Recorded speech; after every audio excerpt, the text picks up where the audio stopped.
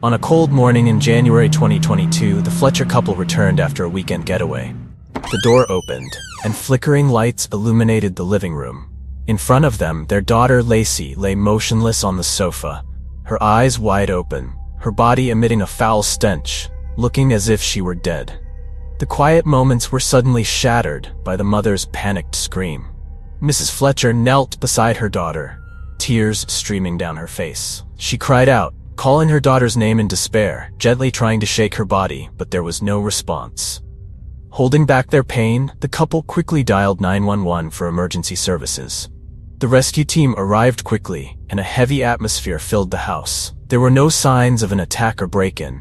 However, something didn't feel right. The silence was filled with a sense of death. Lacey was no longer breathing. What had happened? What was the cause of this?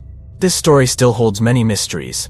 Subscribe to our channel to join us in uncovering the hidden secrets behind this case. The incident took place in the town of Slaughter, a peaceful rural area in the state of Louisiana, in the southern United States. This area is known for its vast fields stretching to the horizon and sparse forests that create a simple, rustic beauty. The town has a thriving agricultural sector, with most residents relying on farming and livestock for their livelihoods. Life here was usually peaceful and uneventful. The Fletcher family lived in a spacious two-story house, isolated in the middle of a large field. The house was surrounded by trees and had a swimming pool, providing a private and comfortable space. That morning, the Fletcher couple returned home after a short trip. They parked the car in front of the house, crossed the wide yard, and entered. But as soon as they turned on the living room lights, a horrifying scene unfolded before their eyes. On the sofa, their daughter, Lacey Fletcher, lay motionless in a semi-naked state. She was slumped against the sofa, her head tilted to one side, her eyes wide open and lifeless, and her body appeared partially decomposed. A chilling feeling filled the silent room. Mrs. Fletcher, in utter shock, knelt beside her daughter, tears streaming uncontrollably. She cried out, calling her daughter's name in despair, trying to gently shake her motionless body, but it seemed all hope was gone. Mr. Fletcher, suppressing his pain and fear, pulled his wife away to calm her. Though their hearts were breaking, they knew there was nothing they could do but call for emergency services. He shakily dialed 911 to report the situation. When the emergency team arrived, the house was filled with the overwhelming smell of decomposition. Medical personnel approached Lacey's body, quickly checked, and fearfully announced, "She's already dead." The victim was identified as Lacey Fletcher, the only daughter of the Fletcher family. Lacey was only 36 years old, but had been suffering from an illness for many years. She had been diagnosed with locked-in syndrome, LIS, a rare neurological disorder that left her completely immobile except for her eyes. Although she remained conscious, she could not move or speak. In the past, the Fletchers had often left Lacey home alone for short trips, and everything had always been fine. They believed she had become accustomed to taking care of herself for short periods. However, this time, when they returned, the silence in the house had turned into a tragedy. Lacey had lived a quiet life, trapped in her own motionless body. Although her family frequently took care of her, her health continued to deteriorate. She was entirely dependent on her parents for all her personal needs. As a child, Lacey was intelligent but very introverted. Her psychological development became complicated when the first signs of LIS appeared. From then on, she became almost entirely isolated from the outside world, not communicating with anyone except her family members. The Fletchers never imagined that their short trip would end with the loss of their daughter. They always thought she would be safe like all the previous times. Lacey's body had sunk so deep into the sofa that her hips had fallen into the crevice between the wet cushions, which were soaked with feces and urine. Judging by the state of decomposition, it appeared she had been lying there for days without any care. Lacey was only wearing a short blue t-shirt with a faded pattern. The shirt wasn't enough to cover her body, exposing her pale skin, which had developed deep sores that reached the bone. These sores were severely infected, crawling with maggots. Her body was leaning to one side, her legs crossed, and her right arm was folded across her chest as if frozen in place. Her brown eyes were wide open, staring blankly at the ceiling, her mouth slightly ajar, revealing straight teeth, while her face was covered in red spots from mosquito bites. Lacey's hair was matted with waste, and pieces of feces were stuck to her ears. Her entire body was covered in sores and severe wounds, showing signs of decay. The horrifying scene made the rescue team feel nauseous. No one could bear to stay in the room for too long. Noticing the unusual condition of the body and the severe decomposition, the rescue team immediately contacted the police. Within minutes, the police arrived at the scene to take over the case. The area around the house was cordoned off to ensure no one entered without permission. The investigative team quickly began recording the scene and collecting evidence. The police carefully examined every corner of the living room, where Lacey was found on the sofa. They detailed the condition of the body, the surrounding environment, and any suspicious traces that might be related to her death. Upon entering, the police noticed that apart from the area around the sofa where Lacey had been sitting, the rest of the house was very clean and orderly, showing no signs of disturbance. However, the air in the living room was filled with such a strong stench that everyone present had to hold their breath. The brown leather sofa where Lacey lay was placed against the wall, surrounded by a low black table filled with personal items. On the table were various personal care products like wet wipes, baby powder, lotion, and mosquito repellent. Nearby was a photo of Lacey from her childhood. These items were presumably used by her parents to care for her daily. On the floor near the sofa were 2 old DVD cases with covers indicating they were children's movies. This suggested that watching movies was one of the few joys Lacey could still enjoy while living in her confined state. Next to the sofa was a gray wardrobe filled with a mix of clothes piled on top of each other. There was also a portable toilet placed nearby, indicating that Lacey was unable to move far from the sofa. When she was discovered, Lacey weighed only 43.5 kilograms, much lower than the average weight for an adult European woman. The forensic report revealed that she suffered from several serious conditions, including bacterial infection from bed sores, acute malnutrition, and sepsis. The sores on her body had become necrotic, with maggots crawling around. Doctors believed that she had endured prolonged physical suffering before and during the time of her death. Upon further examination by the forensic team, they found that Lacey's back and hips had turned black, making it impossible to see her original skin. The skin on her buttocks and thighs had large sores mixed with feces and urine, covered by the sofa's foam, which her body was stuck to. Lacey's body seemed to have fused with the sofa, with the foam cushions severely deformed. The backrest and armrests of the sofa were also worn down. The brown leather on the armrests and backrest had faded, indicating that Lacey had been sitting on the sofa for an extended period of time. Forensic experts concluded that she had been living in these horrifying conditions for many months, if not years. The sores, malnutrition, and signs on her body were clear evidence that she had endured prolonged suffering. The police quickly focused on investigating and taking statements from the victim's parents. They wanted to know the details of Lacey's condition before her death and what had happened during the time they were away. Clay Fletcher, Lacey's father, was a respected official in the town and a member of the Civil War Roundtable, a non-profit organization that discusses and researches American Civil War history. He was known as a wise man with many connections and a strong voice in the community. Sheila Fletcher, Lacey's mother, was a town councilwoman. She had a wide social network and was very devout, frequently participating in church activities. When asked about their care for their daughter, both parents claimed that they had always been dedicated to caring for Lacey. Since Lacey was diagnosed with LES, she refused to communicate and gradually became reclusive, only wanting to sit on the sofa. They bathed her, fed her, and frequently changed her clothes. They even placed a portable toilet next to the sofa for her to use, since Lacey could not move. Personal care items like wet wipes, baby powder, and lotion were used to keep her clean.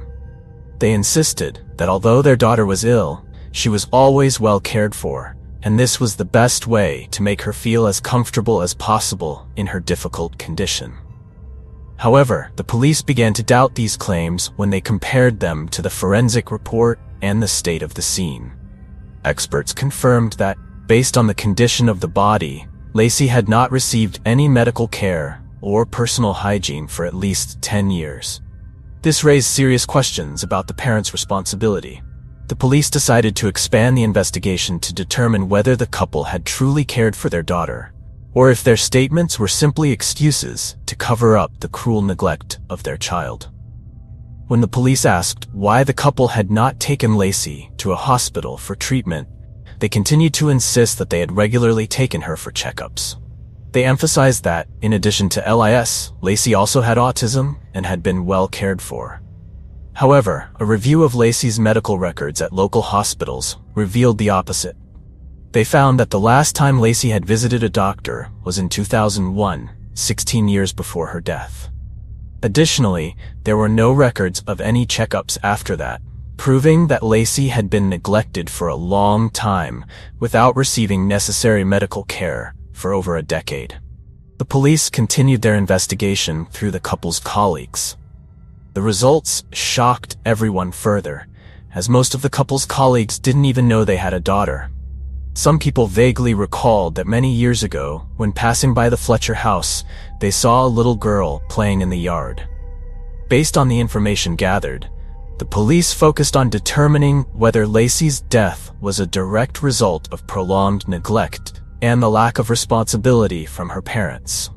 The clues were gradually revealing a grim picture of the couple's cruelty and negligence, as well as confirming that their statements were simply excuses. On January 3, 2022, Lacey's case was widely reported in the media, shocking the public. Images of her body and the horrific conditions she had endured outraged the community.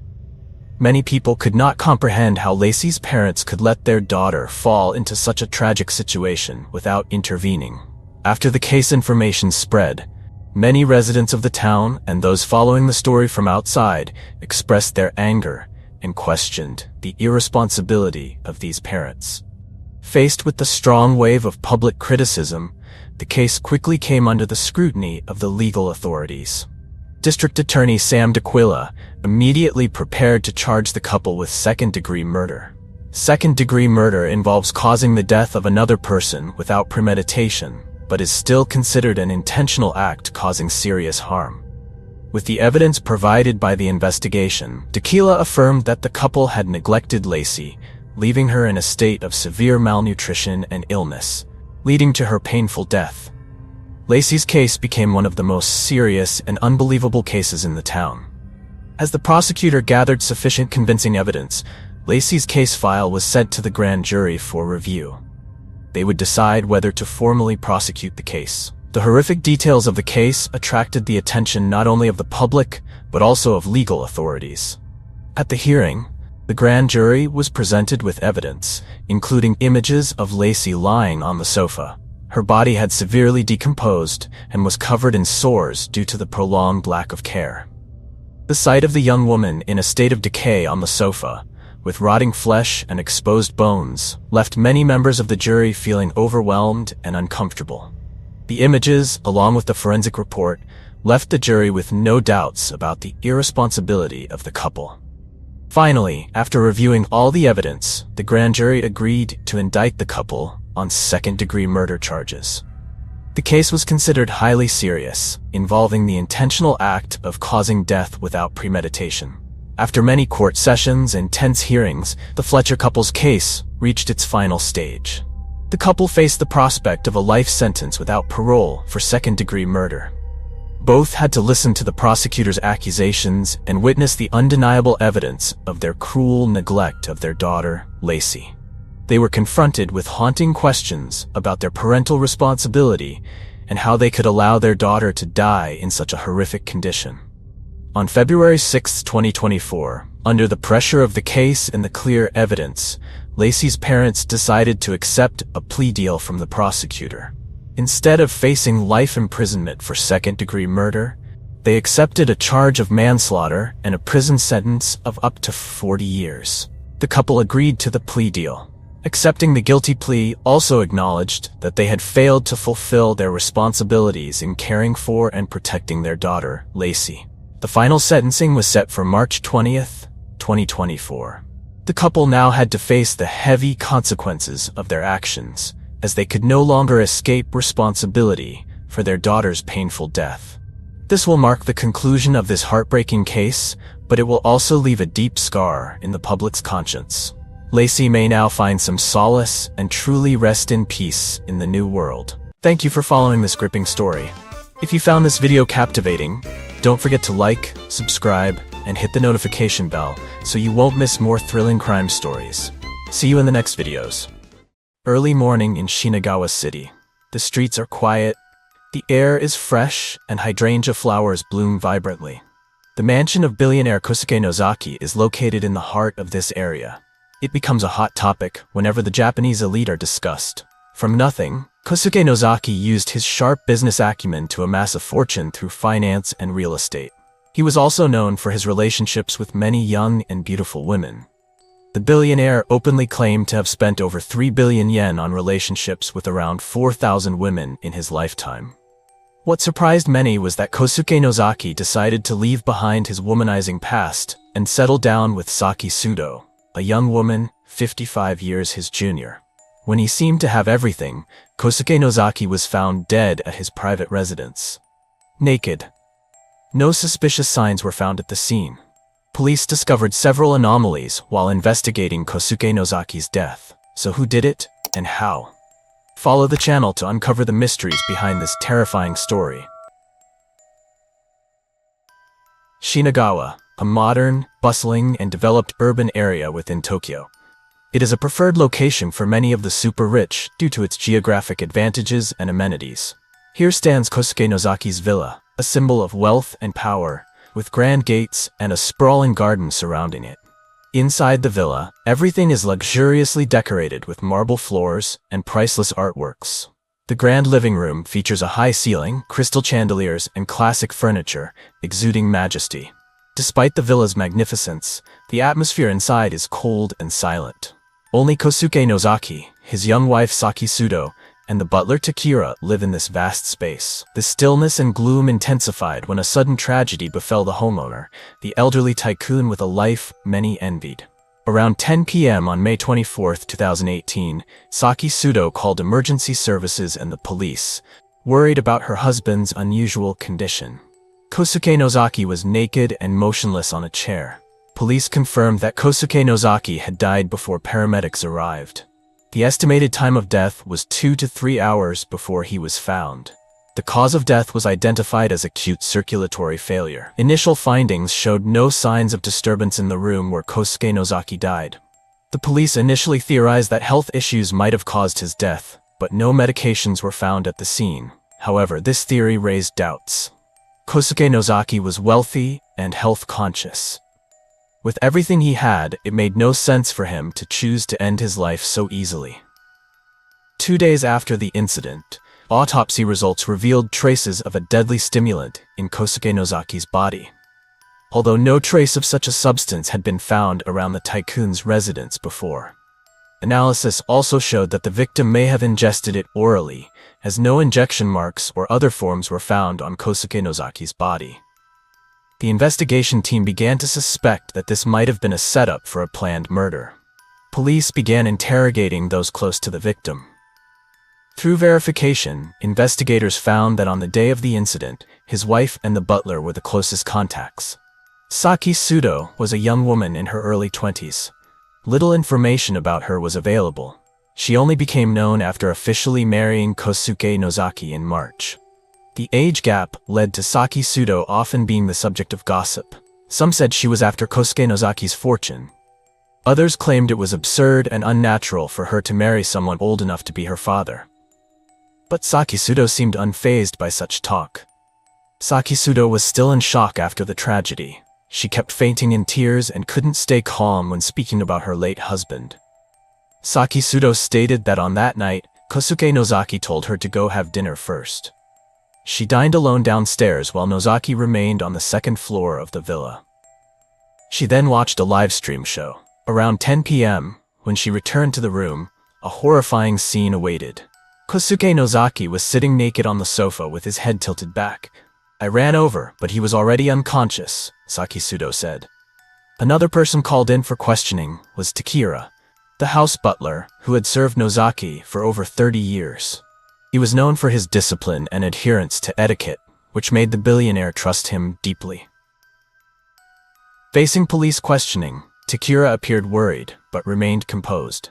He stated that he did not go to the second floor that evening until the police arrived.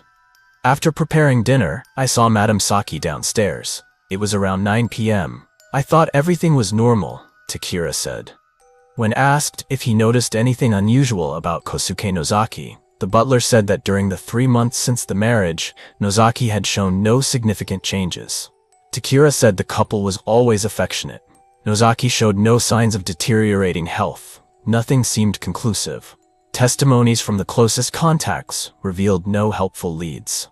To expand the investigation, prosecutor Ryota Fujimoto decided to look into Kosuke Nozaki's business affairs.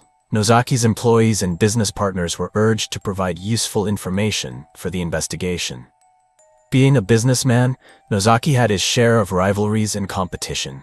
During information gathering, prosecutor Fujimoto took particular interest in the head of a major financial brand. This man was Takashi Watanabe, a notorious businessman. He had once had business ties with Nozaki, but they ended soon after, reportedly due to financial disputes. After the incident, Takashi Watanabe was reportedly furious, claiming he had suffered more losses in the business deal. He even implied that Kosuke Nozaki would pay for it. From Kosuke Nozaki's personal phone, investigators also found many angry messages and calls believed to be from Takashi Watanabe. The last call was 5 days before the billionaire's death, but its content remains unverified.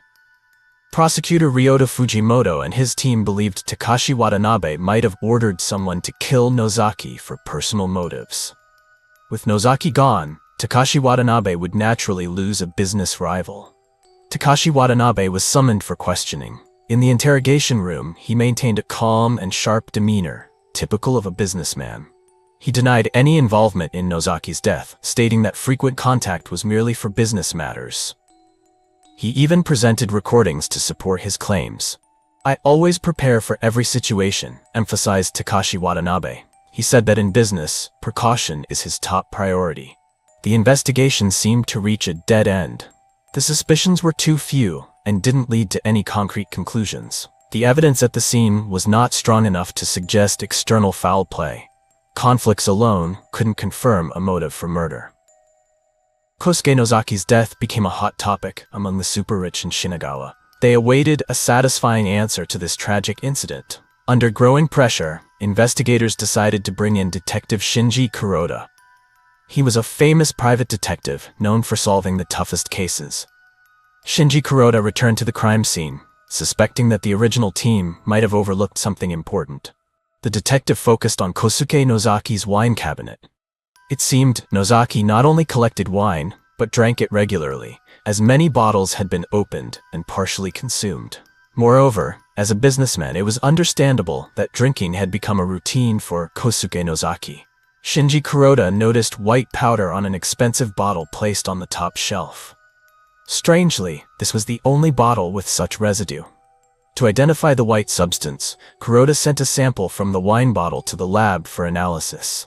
After thorough examination, the result revealed it was a compound that only decomposes when exposed to a stomach enzyme. It could slowly weaken the nervous and circulatory systems, leading to a natural-looking death. This unusual compound was a modified organophosphate, likely developed in a lab or by someone with expertise. It is very hard to detect through standard autopsy methods. Shinji Kuroda believed the killer had to be someone very close and trusted by the victim to administer the poison without raising suspicion. On the day Kosuke Nozaki was found dead, only Saki Sudo and butler Takira were near him. This made them prime suspects in the case.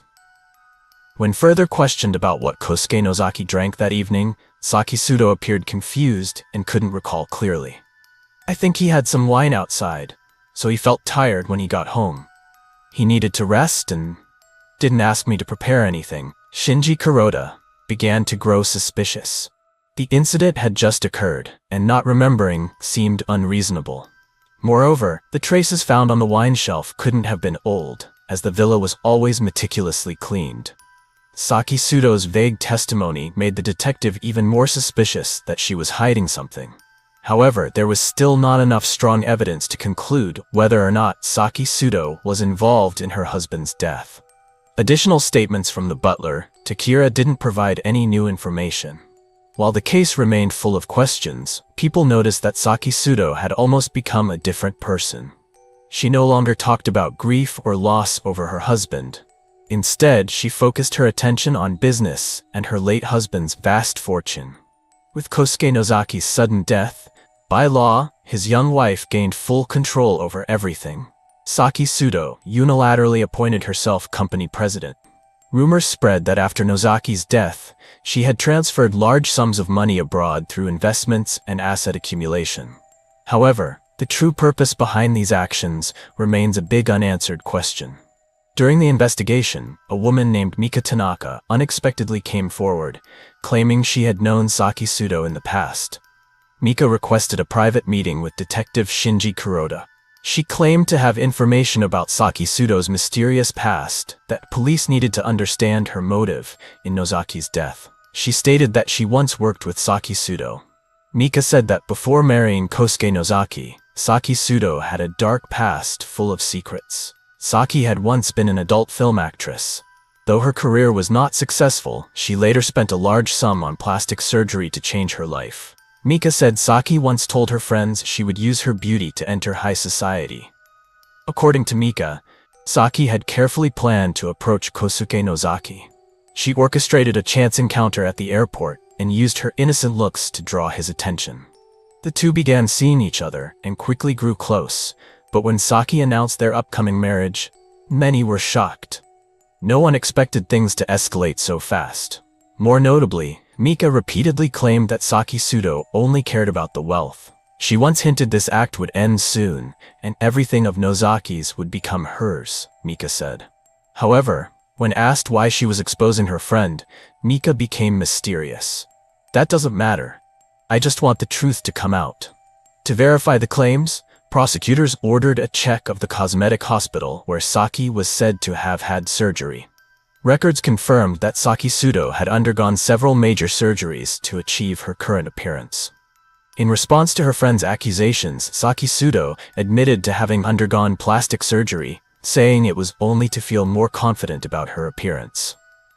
Regarding the accusation of killing her husband for financial gain, Saki Sudo exercised her right to remain silent. This left police with little more to go on. Just as the case seemed to hit another dead end, an unexpected development shifted everything. After surveillance and investigation, police arrested a group of highly dangerous individuals involved in illegal drugs and banned substances. This group dealt in all types of illicit goods, including substances not available on the open market. Through interrogation, investigators obtained a list of customers who purchased these illegal substances. Among them was Saki Sudo, a suspect in Nozaki's death. Investigators believed she had a motive and demanded she provide information about messages and transactions related to the case. They discovered that Saki Sudo had contacted experts to learn about stimulants and how to use them. Keywords like murder and how to buy stimulants were found on her personal computer. Based on the evidence and witness testimonies, the Shinagawa prosecutor's office charged Saki Sudo with murder for financial gain and illegal use of controlled substances. At this point, Saki Sudo confessed to the crime. She said she killed Kosuke Nozaki because he had changed. She stated that Nozaki used to pamper her, even spending 1 million yen per month to keep her happy. But everything changed after he learned about my past, Saki reflected. According to Saki Sudo, Nozaki was furious after discovering she had once acted in adult films. He found it disgusting and unacceptable. Nozaki even considered divorcing his young wife, despite their recent marriage. Unable to watch her money tree walk away, Saki Sudo plotted to kill him and take his entire fortune. Saki Sudo was sentenced to life imprisonment for premeditated murder. The court emphasized the seriousness and calculation behind her crime. Though the murder of billionaire Kosuke Nozaki was solved, the life sentence for Saki sparked mixed reactions from the public. Some believed the punishment was appropriate for her crime, while others argued she should have received the death penalty. Regardless, crime always ends in tragedy for all involved. Thank you for following this gripping story. If you found this video intriguing, don't forget to like, subscribe, and turn on notifications so you won't miss any more thrilling crime stories.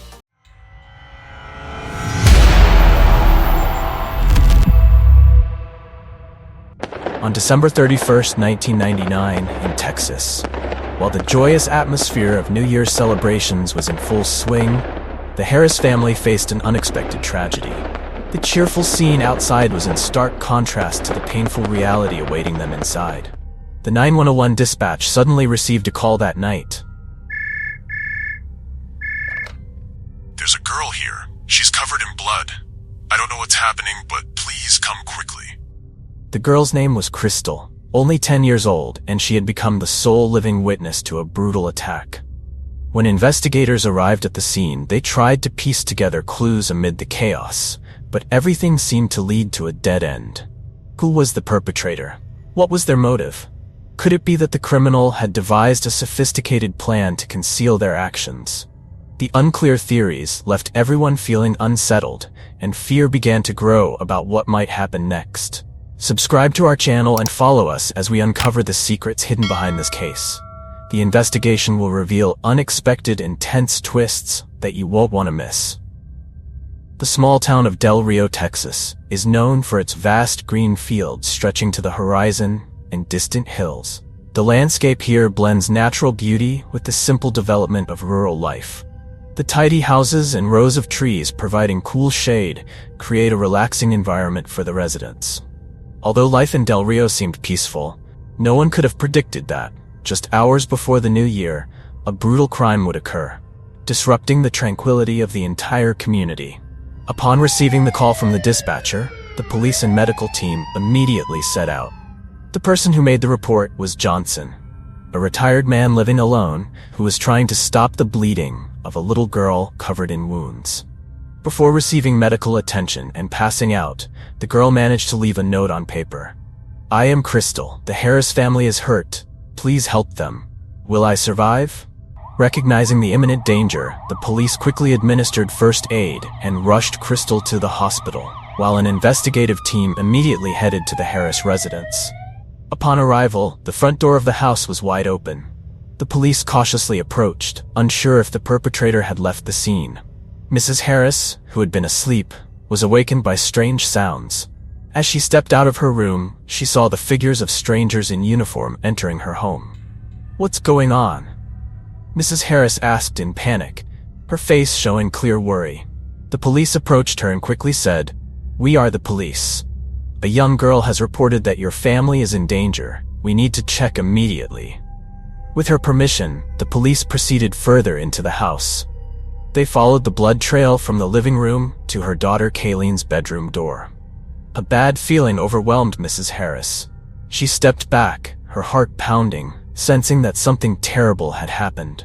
When the police opened the door, a horrifying scene unfolded before them. Kayleen, Mrs. Harris's daughter, lay motionless, her face pale and lifeless. The police confirmed that she had died, and the primary cause was due to excessive blood loss. On Kayleen's body, doctors discovered many deep wounds, a total of 20, and her private area showed signs of assault. These injuries were not just cuts, but also indicated the suffering she endured before her death. The bruises scattered across Kayleen's body showed that she had tried to resist the attack. Each bruise was evidence of her bravery in her final moments as she fought for her life. Mrs. Harris was in shock as the truth hit her like a hard slap in the face. She collapsed to the floor, tears pouring out in hopelessness. Meanwhile, the police quickly woke up the other children sleeping in the house.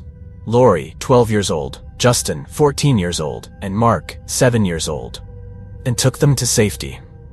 While examining the room, they found no fingerprints of a stranger, only the fingerprints of family members.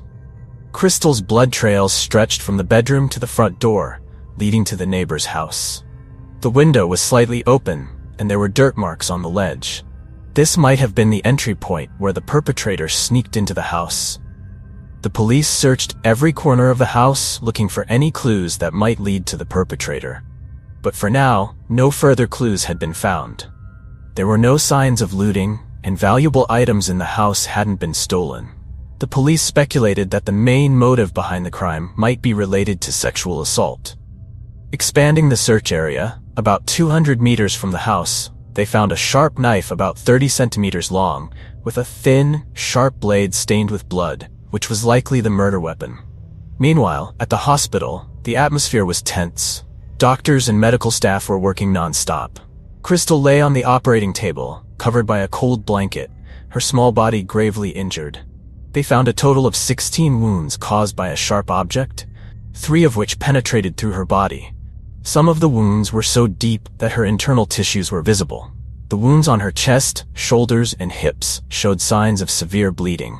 Particularly, 2 wounds on her throat caused Crystal to gasp for breath, and each breath she took brought excruciating pain.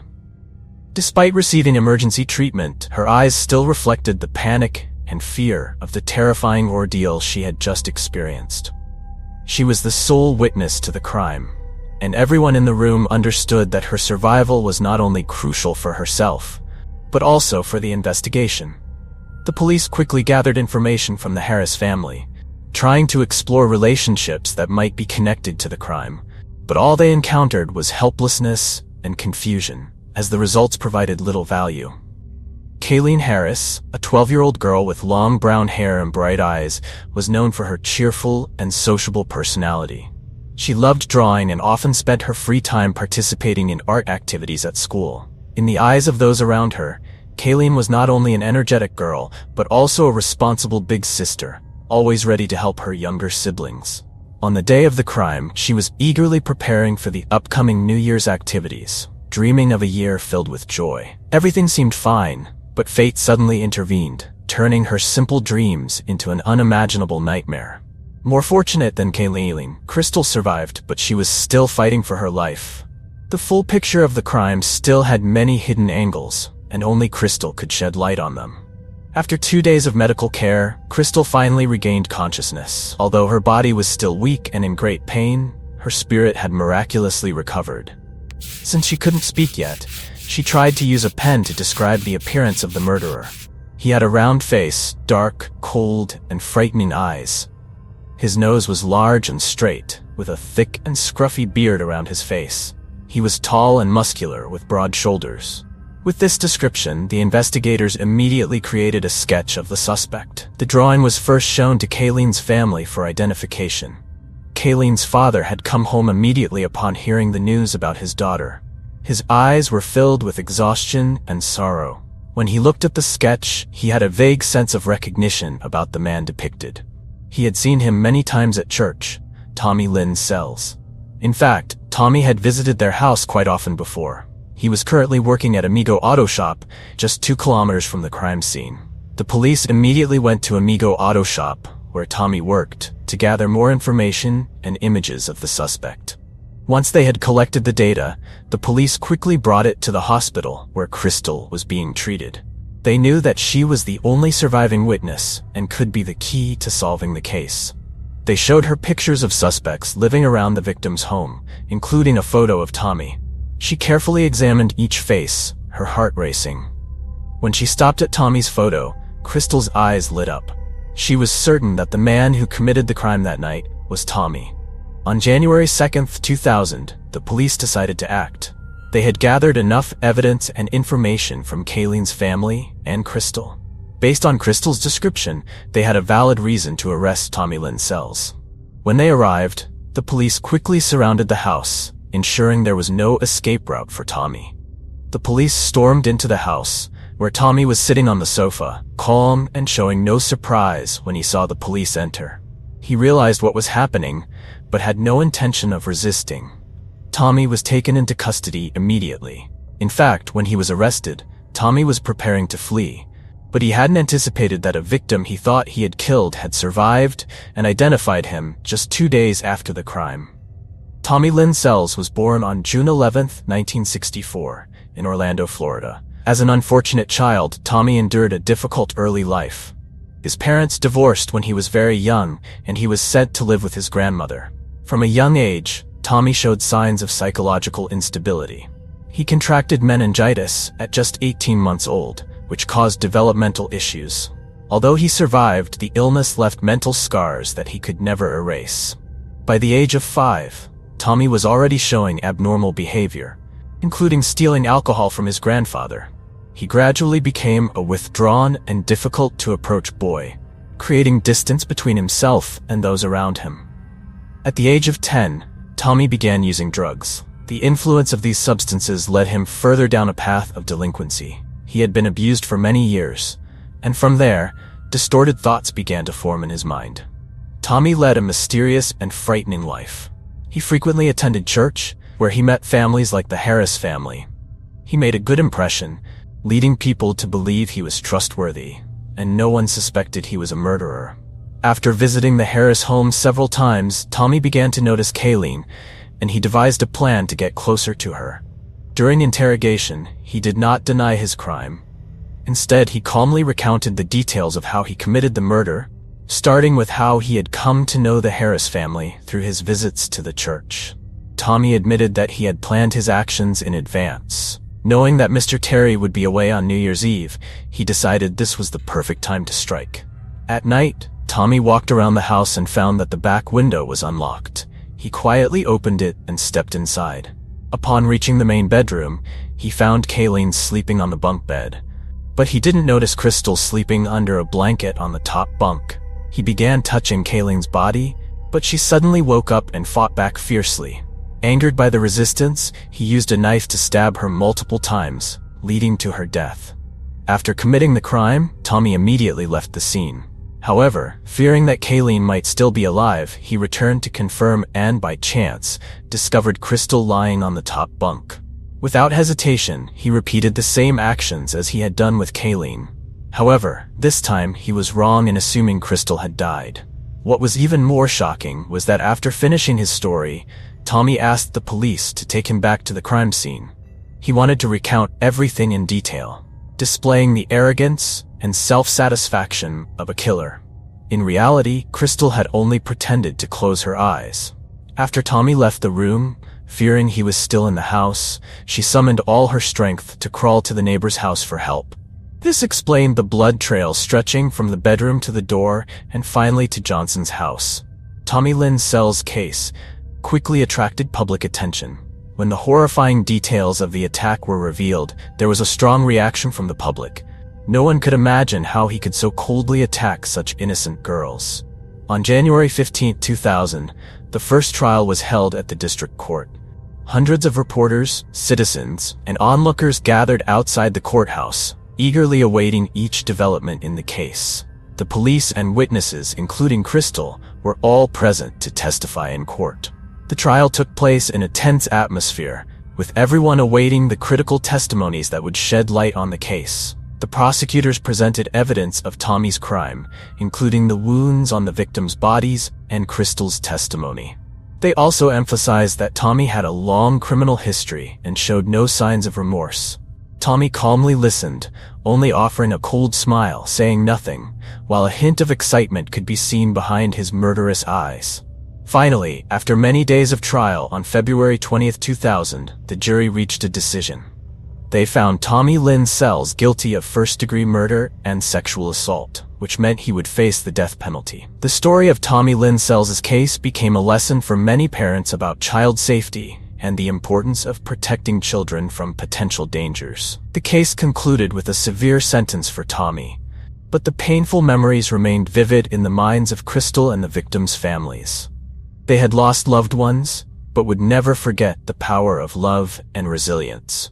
Thank you for following this gripping story. If you found this video captivating, don't forget to like, subscribe, and hit the notification bell so you won't miss more thrilling crime stories. See you in the next videos.